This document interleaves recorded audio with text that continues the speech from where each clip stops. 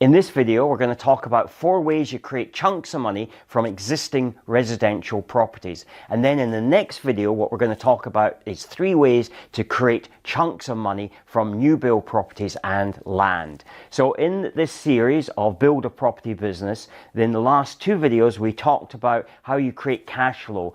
First of all, cash flow from residential properties, and then ways to create cash flow from commercial properties. And this is in order to build a really secure property business so that you have cash flow coming through, you have chunks of money to enable you, first of all, to pay down the debt on those cash flowing properties, but also, secondly, so you can buy more of those cash flowing properties. And this will allow you to weather any economic storm that may come your way. So with that said, let's get started on the first of these techniques. Oh, I should just mention, this is taken from the course that we have within our membership community, Residential Property Chunks of Money, or something like that. I can't quite remember what the title is right now because it's over a year since I recorded it. So you will hear me referring to lessons in this lesson, and that's kind of why that is. But if you've watched the other videos, you've got kind of used to that by now. Okay, let's get started.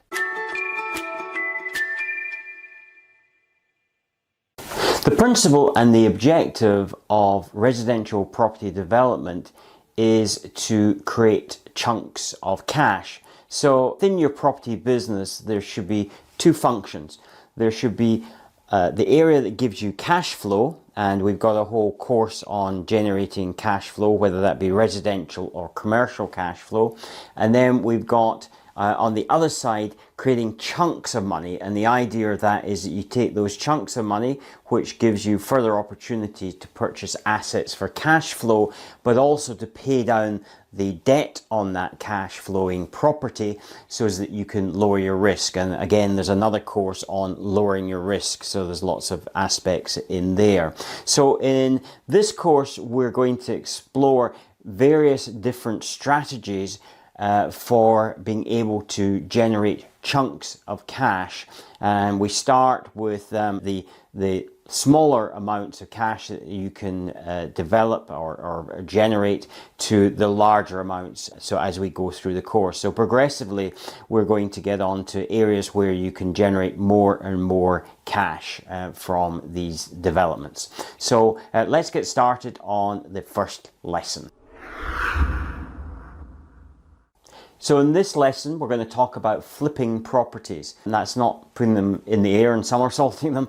That is actually taking a property, buying it, and then selling it for a profit. Typically, these properties are sourced and bought at what people consider below market value. Now, we have in another course, we talk about below market value and whether it really is below market value. My take on this is that properties through time depreciate, and therefore when they're done up, they then increase in the value. But we're not talking about doing up the property in this situation.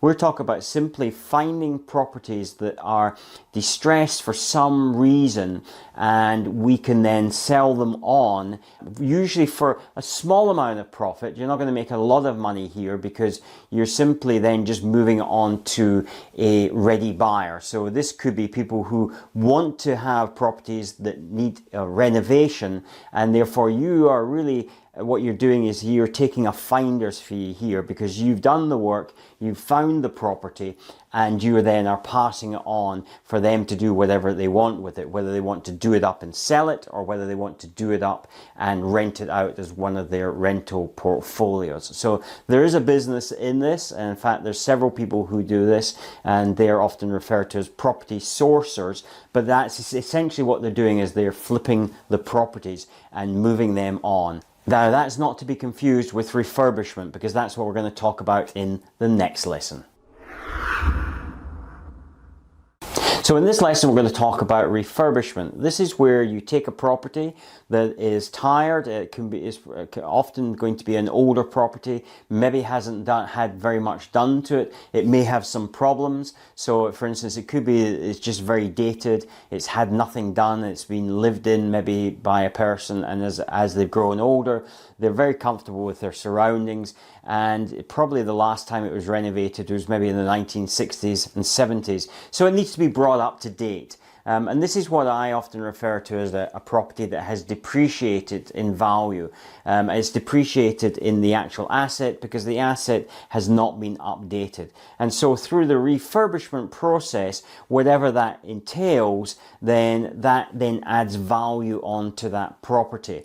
And very often when something has depreciated, it's probably depreciated greater than it really has depreciated. In other words, a lot of people will look at that property and say, I'm really not interested in that property. And it actually can be something that's fairly simple. I've so often see properties that just have like a bad color scheme, a horrible carpet, and therefore they don't take an awful lot to actually make them a much more saleable asset. So you've got things like kitchens that maybe don't need a new kitchen, but all it needs is new cupboard doors where the carcasses are in very good condition, and simply by refacing the kitchen with new cupboard doors, a new countertop that can be achieved for a few £100, and you can completely transform the look of that property. Painting the property with neutral colours that won't offend anybody, putting down a reasonable grade carpet, doesn't need to be an expensive carpet, with a decent underfelt, and you change the whole look and feel of that property, perhaps putting in a new bathroom suite. And this can typically be done perhaps like in a 2-bedroom flat for somewhere between £6,000 and £9,000. And yet the value of the property may have been maybe 25-30% below what it could be achieved, by doing those modifications. In other cases, there may be some not necessarily structural faults, but there may be some things like dampness that has put people off. So it's really factors that have put people off in the general market, and they don't want to take on this renovation project. So there's an opportunity there to enhance the value of that house and to sell that for a profit. Now, a lot of people will do that and also then put that into their rental portfolio, but we're talking about here about creating chunks of cash. So this is an opportunity to make chunks of cash. Typically, you might make somewhere around about the £10,000-15,000 mark in doing this renovation. Just wanted to take a few seconds out here to remind you, if you haven't already subscribed to the channel, to subscribe now. Okay, let's get back to the content. So in this lesson, we're going to talk about adding value to a property. Now, this will typically be changing the existing building from what it is into something else. So when I say something else, it's still going to be a residential house, but it could be, for instance, that there are some large rooms, perhaps an older property where you can create additional bedrooms. It may be where you can take maybe a small living area that has a dining room and then knocking through the wall there, and therefore making that into a larger room, maybe making it much more attractive. It could be, for instance, at the back of the property, adding on an extension, so therefore you create a nice kitchen, a large kitchen with all mod cons.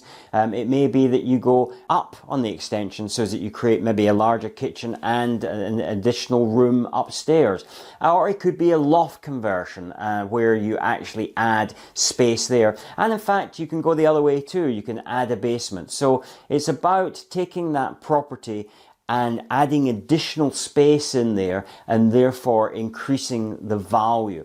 Now, the sort of money that you can make in that really depends on the location, part of the country, what the relative house values are in your area. So in a higher housing area where the prices are much higher, there's obviously a greater scope to increase the value there than there are maybe in other areas. And the thing that you have to be very careful about is looking at the local neighborhood and determining what is the sort of like higher end of prices in that area, and making sure that your redevelopment costs of this property don't exceed the value the new value you hope to achieve by doing these adding this additional space to it.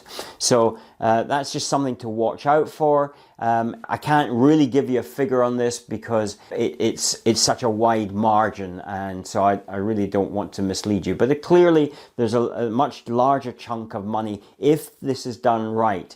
And I guess that's the caveat for all of these things, is that when you're dealing with existing buildings, the thing that you have to be very careful is there are some unknowns. So for instance, you start taking plaster off a wall and you've no idea what you might find behind that. You could find things like asbestos, which is quite expensive to remove. You could find things like dry rot, which again may end up meaning that you have to strip all the walls and really just end up with a bare shell, or it may be in a lesser extent where it can be treated. So that's just some of the dangers of renovating property, so you have to be very careful, and that would really apply to any existing building that you are looking at. So in this lesson we're going to talk about conversions. Now often this is referred to as commercial property, but it really isn't commercial property, because we're creating residential property. And the reason that it's often confused with being commercial property is it's often you're converting from commercial property into residential property. That could be a disused factory, it could be a disused office area, it could be something like a hotel or a nursing home, where you are perhaps turning it into multiple flats. So you might be taking an existing building, or even a large house that could be maybe converted into 2 or 3 flats, depending on the configuration of the house. So you're taking it from its existing structure, and then you are then creating a new structure. Now, I mentioned just a second ago about flats. The big thing you have to be concerned about with flats is that there's lots of fire regulation that you need to take into account, and you also need to take in soundproofing. And this is a big area, because you need to achieve a certain soundproofing within that property, and that actually has to be tested. But here's the issue with that, is you can only test that once you've actually done the conversion. So if you haven't achieved the right soundproofing, then you have to go back and sort that, and that may be stripping back walls again that you just newly created, to then try and achieve the acceptable soundproofing level.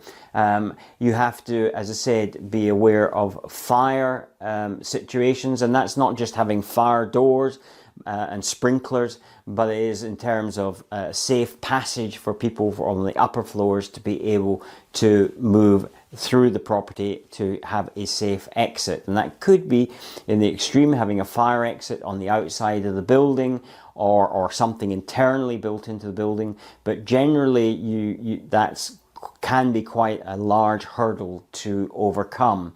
But by doing these conversions, what you're looking to do is create probably multiple units out of the existing property, and therefore you're creating lots of little profit centers that once you've done those conversions, you're able to sell those properties on individually. And so to some extent that lowers your risk, but you do have to again be very careful with your costings. And as I said in the previous lesson, you've got to be aware of any of the potential